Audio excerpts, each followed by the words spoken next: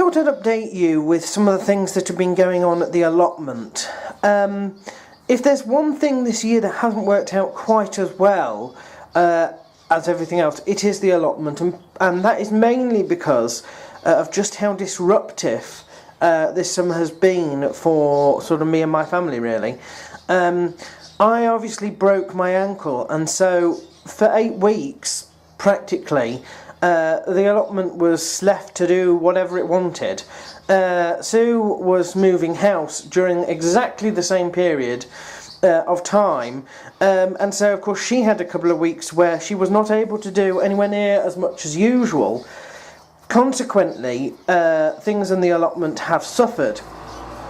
Having said that, it's still been quite a bumper harvest so far. You will know that we've already been through the soft fruit harvest. We did get quite a lot of, what are they called? Black currants, that's what they were. The red currants we lost, unfortunately, to the birds because we didn't protect them very well. The apple harvest, it has just finished, and it's not as good as it was last year, but we believe that those sort of trees have cycles, you know, of heavy harvests and light harvests, and this is a light harvest year for that. The rhubarb has been spectacular. The crown has split I don't know how many times, so we've had a lot out of that this year, We had quite a lot out of it last year as well. The gooseberry harvest we lost, and that was mainly because the bush was attacked by a sort of type of creeping vine thing, a weed that basically destroyed it. I don't know if it's actually dying now or not. I want to see what happens to it in the spring, but I'm not awfully sure that gooseberry bush is now going to live for much longer. We did remove the vines and all the weeds there, but it was too late for the harvest. The raspberry harvest didn't happen, and that's partly because they're new in this year, and apparently they don't produce in their first year, so that's fine for that. We lost the Monge 2 harvest, unfortunately. That was because of a lack of watering. That was drought, that was. And although we had some of the pea harvest, they were not as good as they could have been for the same reason. We were unable to grow sweet peas at all this year. Absolute disaster there. However, the beans produced in abundance, which was fantastic because the first lot that we planted of them actually died. The cabbages, we're halfway through the harvest there, and that's brilliant. The cauliflowers, unfortunately, decided to grow right when we were in the midst of everything, and it's tragic. They were beautiful, and they rotted on the stalks. They were never harvested, and they sort of all went to seed. That's tragic, but there we are. We only have ourselves to blame. The sprouts are still coming along. The purple sprouting broccoli is still coming along. That's fine. The parsnips are still growing. The sweet corn is still growing. The tomato harvest was devastating this year, and that's mainly because of the weather. So we weren't too bothered about that. The cucumber harvest is coming to an end. We got more of it than we thought we would because we're having to grow it outside and not under glass. So we're quite pleased with that, to be totally honest. The parsnips are still growing. The courgettes have gone bananas. We only had 3 plants, and we've had a gazillion courgettes. And part of that is because the weather. Every time the plant looks like it's dying off during a cold spell, we suddenly have a warm week, and the plant suddenly revives and grows all its flowers all over again. And 2 or 3 times these plants have tried to die and been brought back by the weather. So there we are. The strawberry harvest this year was given to somebody else because we were away when that was happening. But they are sort of on their last legs, and we're thinking we might replace them next year.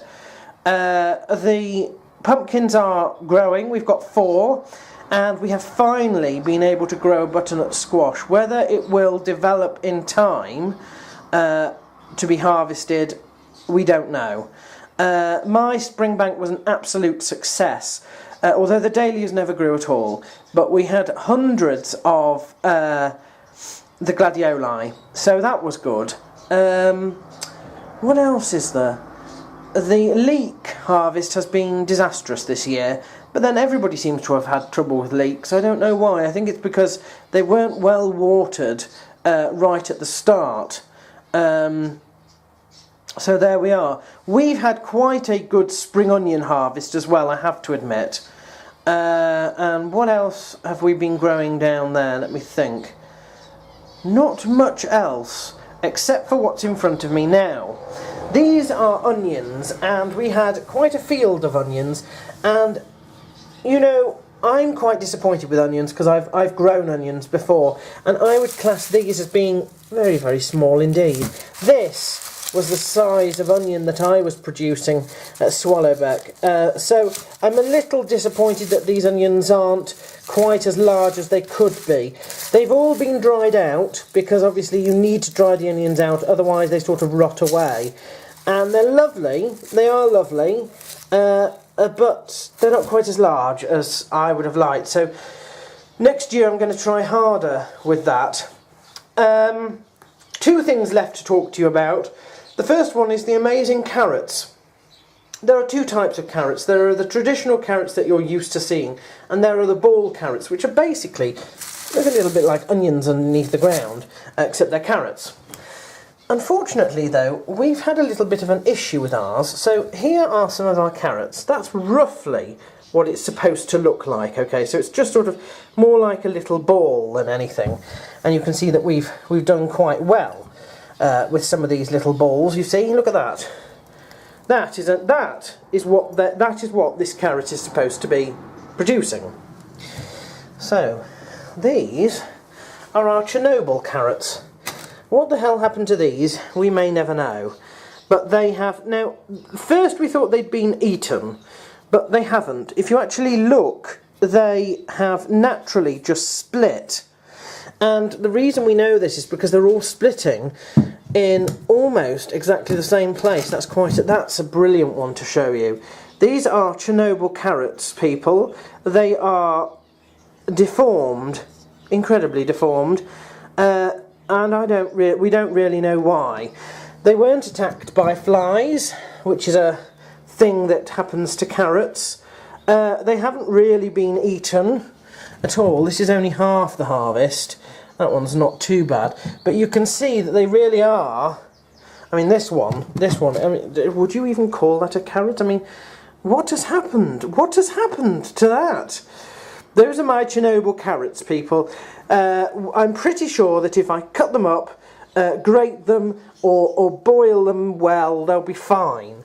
But they are very interesting indeed to look at. And the last thing to look at is the potato harvest. Now, we had 4 rows of potatoes. 2 rows were earlies, 2 rows were mids. We weren't able to plant a late potato batch at all. These, I think, are the first mids, and you can tell that they're a sort of King Edwardsy style potato because of the pinkish bits on their skin. And you can see that we've done quite well. These are quite large. We've got a number that are incredibly small, but they'll boil. That'll be fine. We were also having a bit of a problem with some of them. You can see that these have the marks of wireworm on them, which is unfortunate. Wireworm can destroy whole crops. We were quite lucky, I think, with ours. These need to be stored. I've washed them, but they need to be dried and stored, otherwise they sort of go all mushy. And I can't leave them out here too long because, believe it or not, potatoes are photosensitive. And if you look at this, you can see a green. Can you see a green tinge on that one? What happens is, if you leave potatoes in light, and it doesn't have to be sunlight, okay? If you leave them under any sort of light, even if it's from a sort of a powerful bulb or strip lighting or whatever, there will actually be a reaction within the potato. They go green, and when they go like that, they're not only inedible, they're actually poisonous. I don't think they kill you, but they'd certainly give you a nasty, nasty indigestion, I would have thought. So that was the only example I could find. This, of course, only a touch on what we actually produced. One line we're still digging up at the moment. So, you know, it's been it's not been bad, but it could have been better. And I think next year, presuming that Sue doesn't move again and I don't break my ankle, we can actually work on this to getting things even better.